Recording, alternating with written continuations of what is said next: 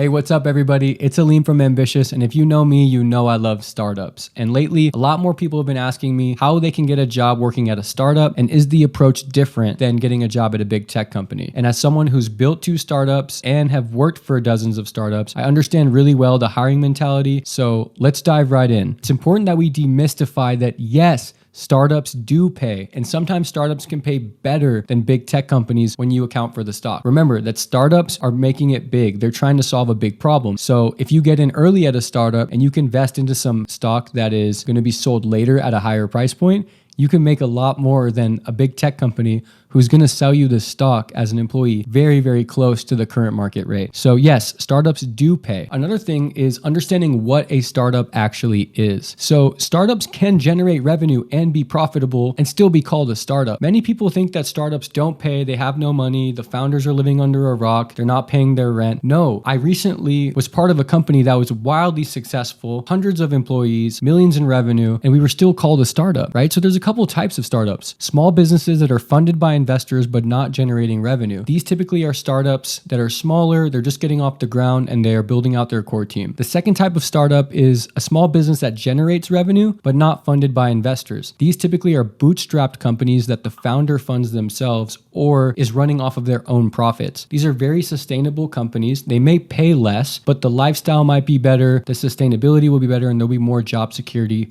because you know that that company is being run on its own profits. The third type of startup is a high growth business that generates revenue, grows fast, but they're prioritizing reinvesting that revenue into the business to fuel even more growth. These jobs are typically high paying. You can bet on the stock a bit more because the company is continuing to grow. So startup doesn't have to be a company that is not funded. So let's jump right into the job hunt strategy, right? So 4 steps: identify, extract, engage, and follow up. These are the 4 steps that I would take when approaching startup jobs. So first, we're going to identify the jobs that we are looking to apply for. Then we're going to extract information about the company, what the company does, who the founders are. Then we're going to engage with the founders or the hiring managers on LinkedIn, and then follow up with them via email. And yes, this may seem simple, but it's not intuitive where to get this information about startups. So step 1, we're going to use AngelList to find startup jobs. AngelList is the biggest community and network for finding startup jobs. It's the biggest job board for startups. You can filter startup jobs by your interest, maybe how well funded the startup is, how many employees they are, and what type of role they're looking for. That's the cool thing about startups is you can actually intersect what you're interested in with what the company is doing, and that actually gives you a leg up at a startup because startups are looking for people who are passionate about the same problem that they're solving. On the contrary, tech companies are looking for the smartest people in the room to bang out whiteboard questions, be able to solve algorithmic problems, and complete unreasonable challenges. So startups, you can definitely get a little bit picky, and I think showing your interest and passion will actually give you an advantage during the interview process. Then we're going to look up the founders on LinkedIn. Startup founders are most likely using LinkedIn to grow their business and their network. So they're more than likely to respond and see your message at least once on LinkedIn. I know myself, when growing my startups, I'm always on LinkedIn trying to connect with other founders, recruit early employees, and find passionate people. Then we're going to extract the email from LinkedIn using a Chrome extension called Lead Leaper. This is a tool that allows you to take a LinkedIn profile, run the Lead Leaper Chrome extension, and pull out the email of that LinkedIn profile so that you can email them directly and pretty much show up at their front door. This is extremely powerful and can be used for all types of things. If you're trying to sell into something, if you're trying to get a job interview, or even ask a question to a mentor or someone that you look up to on LinkedIn. Then we'll send a connection request to that person on LinkedIn. We will personalize the connection request to be catered for that person and demonstrate our passion. So now the hiring manager or the founder of the startup will see exactly your name and your first message. We're going to personalize the note, introduce yourself, and show the founder what you're interested in. Then this is the fun part, the cold email. So now we're going to show up at the founder or the hiring manager's doorstep. And the cold email is a really critical part of the process because this is your second impression. So cognitively, when you see something for the second time, it kind of sparks you to engage with it a little bit more than the first time.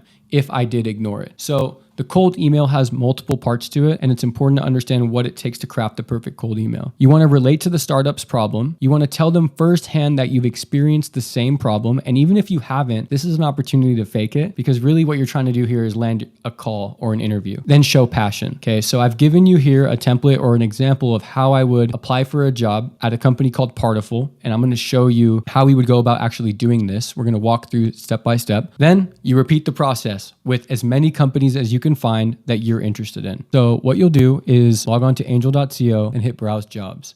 I'm assuming here that you will create a profile and update your profile. Your profile is just like a LinkedIn profile. It has all the information about your previous employers, and you can even use LinkedIn to import data right into it. Beautiful. So now we can browse jobs. And it's important here that you take the time to set your filters, because it's your job at the end of the day, and you want to make sure that the job is the right match for you. So you can browse by salary. You can look for certain skills and markets that relate to you. I'm going to keep this open just because I want to have the most jobs available to me. And we're going to act like we are looking for a product design role. So here I'm going to update the role I'm looking for to say product designer. And now we can see a bunch of startups that are hiring for that type of role. You can see where they're hiring, if it's remote, the compensation amount, and potentially the equity as well. One thing I really love about AngelList when you are looking for jobs is that they show you how recently funded the company was and some of the highlights of that company. For example, you can see if a company's actively hiring, if they have the same investor as a big unicorn, such as Airbnb, and you can even see the rating of their work-life balance, because not all startups require you to work 100 hours a week. There are definitely startups out there that have great work-life balance. All the startups I've worked for have been really good at that. And it's just sad that there is a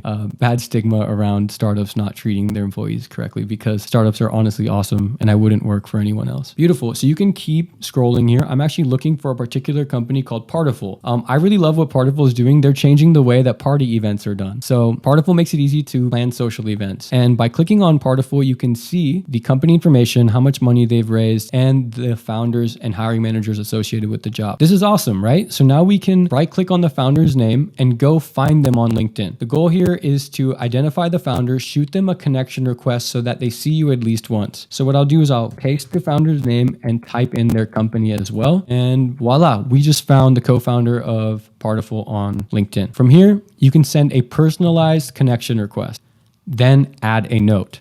It's really important to add a note here so you can stand out. I would tell this person that, hey, I love the idea of fixing your still beautiful, short, sweet, and you explain that you can relate to the problem. And as a startup founder, we want people who relate to our problem. You can actually generate these messages through an AI writer that we wrote. It's available in the Ambitious Slack community. Now I'm going to show you the fourth step, which is extracting the email address. I'm going to run this step using my profile. The Chrome extension we're going to use to extract emails from LinkedIn is called Lead Leaper. This is an awesome tool that allows you to pull an email address from any LinkedIn profile. Go to leadleaper.com. You can get this extension totally free. It doesn't cost any money. Roll up to any LinkedIn profile and run the Lead Leaper extension, and it will do its magic. You'll notice Lead Leaper will scroll up and down on your page and extract the email address, and boom, my email address is displayed here. And now you can take this email and go send me a cold email. You want to do this a few hours or up to a day or two after sending your connection request if your connection request doesn't go through. The cold email is a great opportunity for you to come across that person's plate one more time and pretty much pull up to their front doorstep, because every startup founder is definitely checking their email. The email has a couple components to it. You want to be very short and concise, because when a startup founder is looking at an email potentially on their phone, they only see the first two sentences. And it's important that they know that you found the job on AngelList and you're reaching out to inquire about it. So my email says, I came across the product design role on AngelList. Are you still hiring for this position? I absolutely love the problem you're solving. You can fake this if you want, but awesome as a startup founder to know that someone's excited about the problem that I'm solving and that they relate to the problem. So I said here, as a person who loves going to parties, my biggest pet peeve is not knowing the details and showing up unprepared. I'd love to help make party invitations better with your company. Attached is my resume, and I look forward to hearing from you. This is short, sweet, and I know as a startup founder, I'd love to hear something like this. So send this email a day or so after your connection request if your connection request doesn't go through, and rinse and repeat. Do this again and again and again with startup startup founders. I promise you, there will be a startup founder who respects the hustle, because I know I would, and you'll get the interview that you need. So yeah, that's the 4-step strategy that I advise a lot of my students and the community on. I hope it works. Let me know if you have any questions. Comment below if I can help you with any other part of your job search, but I hope this at least helps you land more interviews with startups. Take care.